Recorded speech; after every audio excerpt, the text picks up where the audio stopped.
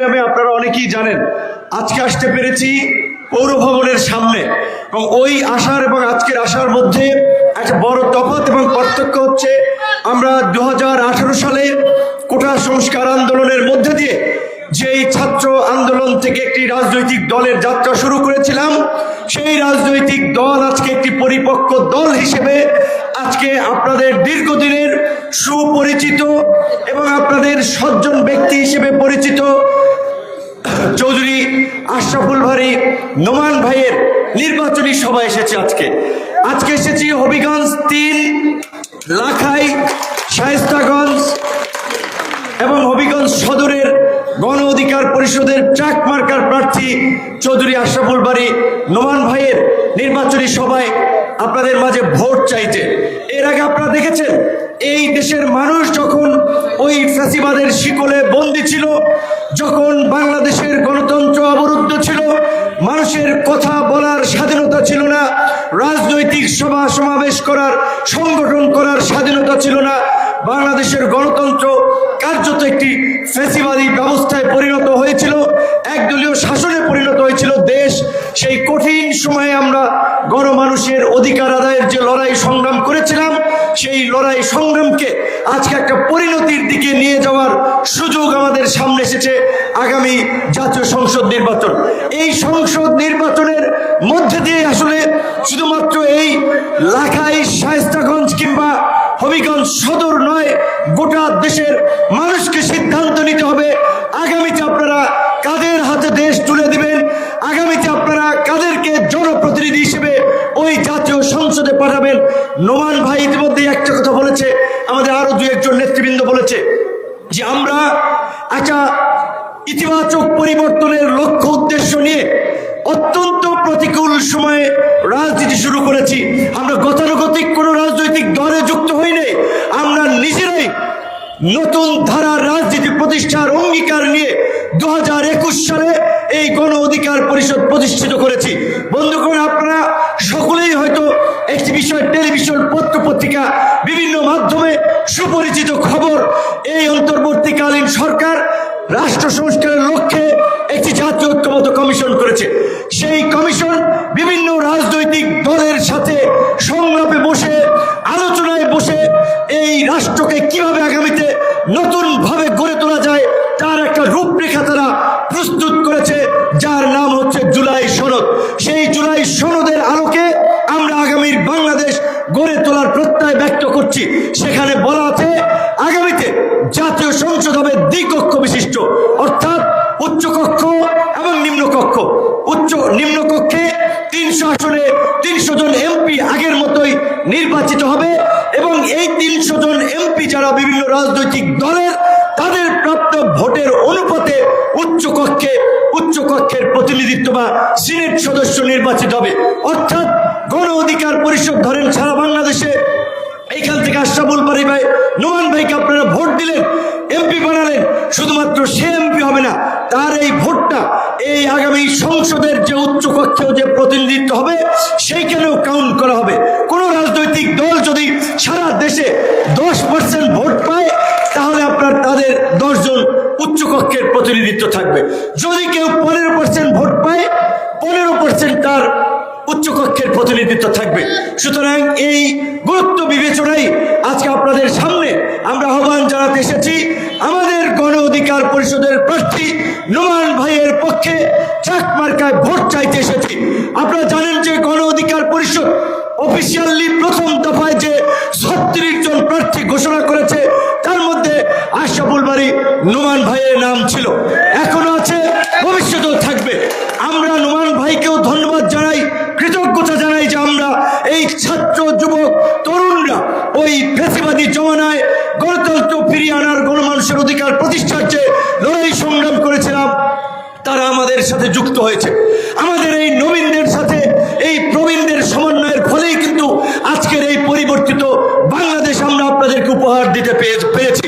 আপনারা অবগত আছেন, গত 16 বছরে এই 24-এর পূর্ব পর্যন্ত বিভিন্ন রাজনৈতিক দল হরতাল, অবরোধ, বিভিন্ন ধরনের রাজনৈতিক কর্মসূচি দিয়েছে, কিন্তু ওই ফ্যাসিবাদী শাসন ব্যবস্থার পতন ঘটাতে পারে নাই, বিলুপ্ত করতে পারে নাই। কিন্তু 2018 সালে ওই দাবি, মেধার মূল্যায়নের দাবিতে কোটা সংস্কার আন্দোলন থেকে শুরু করে ধারাবাহিকভাবে আমরা এদেশের মানুষের অধিকার আদায়ের লড়াই চালিয়ে গিয়েছিলাম, যার ফলে 2019-এ ঢাকা বিশ্ববিদ্যালয় দীর্ঘ 28 বছর পরে ছাত্ররা ভোট দিয়ে আমাদেরকে অফিসিয়ালি প্রতিনিধি হিসেবে নির্বাচন করেছে। আমরাও ছাত্র এবং জনগণের প্রতি দায়বদ্ধতা থেকে ওই ছাত্র আন্দোলন থেকে এদেশের মানুষের অধিকার আদায় এবং এদেশের মানুষের মুক্তির আন্দোলনকে বেগবান করেছি, যার ফলে 2021 সালের ওই মোদি বিরোধী আন্দোলন থেকে 2024-এর ওই ছাত্র আন্দোলন থেকে একটি সফল গণ অভ্যুত্থান এবং এই গণ অভ্যুত্থানের মধ্যে দিয়ে আজকে আপনার আমার যে নাগরিক অধিকার এবং নাগরিক মর্যাদা সেটি আমরা কিছুটা হলেও ফিরে পেয়েছি। এখন কোনো রাজনৈতিক সরকার নাই, কাজেই কোনো রাজনৈতিক দলের নেতাদের উৎপাত কিংবা মস্তানগিরি, চাঁদাবাজি, দখলবাজি এগুলোকে আমরা কোনোভাবেই বরদাস্ত করবো না, আমরা সমর্থন করবো না।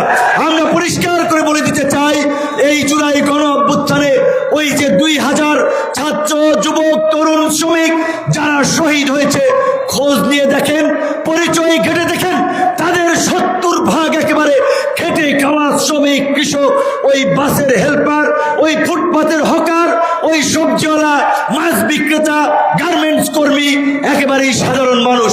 এই সাধারণ মানুষ তাহলে কেন জীবন দিয়েছিল? কেন তারা বন্দুকের নলের সামনে দাঁড়িয়েছিল? তারা কেউ ক্ষমতায় যাওয়ার জন্য, এমপি মন্ত্রী হওয়ার জন্য তারা রাস্তায় নামে নাই, বন্দুকের নলের মুখে দাঁড়ায় নাই।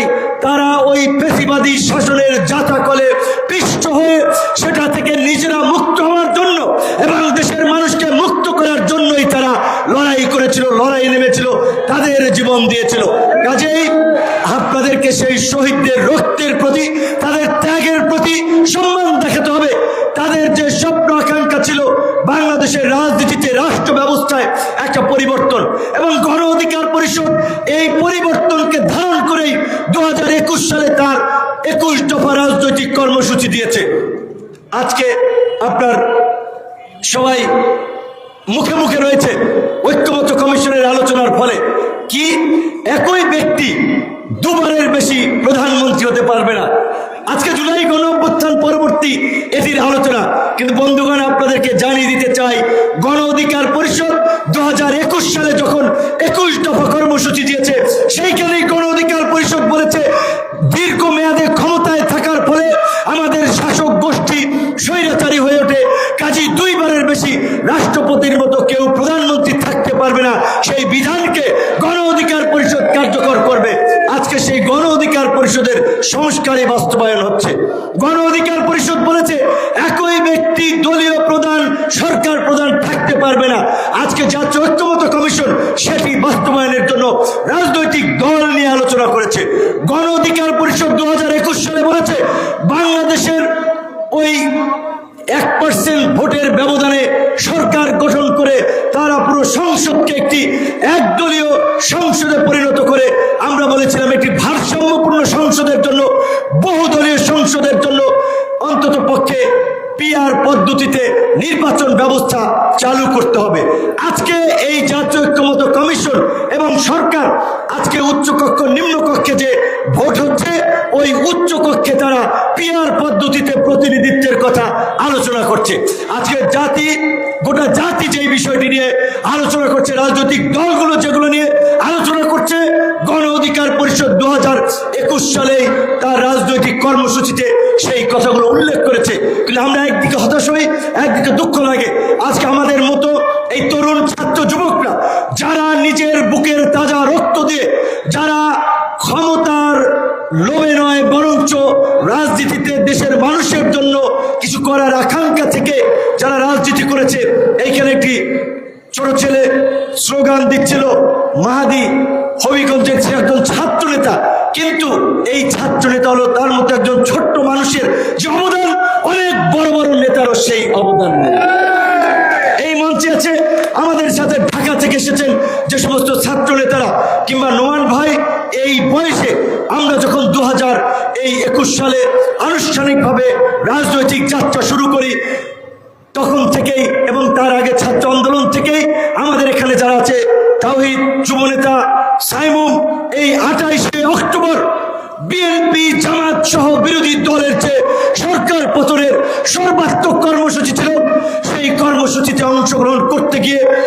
রাজপথে মিছিল করতে গিয়ে গুলিবিদ্ধ হয়েছে এই আপনাদের হবিগঞ্জের সন্তান, তারা বসে আছে। তো এই তরুণ এবং প্রবীণদের এই সমন্বয়ে ত্যাগের ফলেই আজকে এই পরিবর্তনটা পেয়েছি। এই পরিবর্তন তো কোনো রাজনৈতিক দলের মাস্তানগিরি করার জন্য, ছড়ি ঘুরানোর জন্য, চাঁদাবাজি করার জন্য, কোন রাজনৈতিক দলের জুলুম দেখার জন্য কিন্তু আমরা এই আন্দোলন সংগ্রাম করি নাই। আজকে এই মঞ্চ থেকে এই জুলাই গণ অভ্যুত্থানের হবিগঞ্জ সহ সারা বাংলাদেশের শহীদদের প্রতি আমরা শ্রদ্ধা জানাই। এই আমাদের সংগঠনের যুব অধিকার পরিষদের নেতা ছিলেন নয়ন, এই হবিগঞ্জের সন্তান মারা গিয়েছে। আমাদের সংগঠন থেকে 12 জন মানুষ প্রাণ দিয়েছে। হয়তো অনেকে জানেও না যে বিপিনুরদের বা গণ অধিকার পরিষদ থেকে এত সংখ্যক মানুষ মারা গিয়েছে। কাজে আমরা পরিষ্কারভাবে আপনাদের সামনে আপনাদেরকে নিয়ে অঙ্গীকার করতে চাই, গণ অধিকার পরিষদের যেই স্লোগান জনতার অধিকার আমাদের অঙ্গীকার, আমাদের অঙ্গীকার দেশ হবে জনতার, এই দেশকে একটা প্রকৃত গণতান্ত্রিক রাষ্ট্রে পরিণত করার জন্য নাগরিকদের অধিকার নিশ্চিত করার মধ্যে দিয়ে একটি বহুমুখী গণতান্ত্রিক রাষ্ট্রে আমাদেরকে পরিণত করতে হবে। আগামী জাতীয় সংসদ নির্বাচন আমরা আশা করি ফেব্রুয়ারিতে হবে। যদিও এই নির্বাচন বানচাল করার জন্য নানানভাবে দেশি বিদেশি ষড়যন্ত্র চলছে। আজকে আপনারা শুনেছেন আমরা এইখানে এসেছি, আগামীকালকে ওই পতিত স্বৈরাচারী ফ্যাসিবাদী শক্তি যারা জনগণের দ্বারা প্রত্যাখ্যাত হয়ে বাংলাদেশের সীমান্ত দিয়ে পালিয়ে ভারতকে আশ্রয় নিয়েছে, যারা ভারত থেকে লন্ডন থেকে দেশে নাশকতা করার জন্য স্কুলের গেটে বোমা মারছে, বাসে আগুন ধরিয়ে দিচ্ছে, মাইক্রোবাস পুড়িয়ে দিচ্ছে, মানুষের মাঝে একটা ভীতিকর পরিস্থিতি সৃষ্টি করে নির্বাচনকে বানচাল করার চেষ্টা করছে। কিন্তু আমাদের যুগ্ম সাধারণ সম্পাদক আবুল হোসেন জীবন ভাই যেটা বলেছে, আমরা পরিষ্কারভাবেই বলতে চাই, দেশে অবস্থানরত আওয়ামী লীগের সমর্থক সাধারণ নেতা কর্মী যারা জনগণের প্রতি জুলুম করে নাই, জনগণের সাথে অন্যায় অবিচার করে নাই, অন্যের জমি জায়গা বাড়ি ঘর দখল করে নেয়, এই সমস্ত সাধারণ আওয়ামী লীগের কর্মী নেতা কর্মীদের জন্য সকল দলের রাজনৈতিক দল উন্মুক্ত। সে আওয়ামী লীগ একসময় করেছে, এখন তার বিএনপি ভালো লাগে যাক বিএনপিতে, জামাত ভালো লাগে যাক জামাতে, গণ অধিকার পরিষদ ভালো লাগে যাক গণ অধিকার পরিষদে, এনসিপি ভালো লাগে যাক এনসিপিতে। যারা ভালো মানুষ তাদের রাজনীতি করার এই রাষ্ট্রে অধিকার আছে, তাদের অধিকার আমরা দেব। মির্জা ফখরুল ইসলাম আলমগীর গতকালকে ঠাকুরগাঁয়ে যে বক্তব্য দিয়েছে, সেই বক্তব্যটি সম্ভবত একটি মিসকোট হয়েছে। আবার তিনি পরিষ্কার করেছেন যে আমার কথাটাই, আমি যেই কথাটা কিছুক্ষণ আগে বললাম, যে যারা অন্যায় অবিচার জুলুম করে নাই, যারা নিরপরাধ, তাদের বিরুদ্ধে যদি মামলা হয়ে থাকে আমরা প্রত্যাহার করব।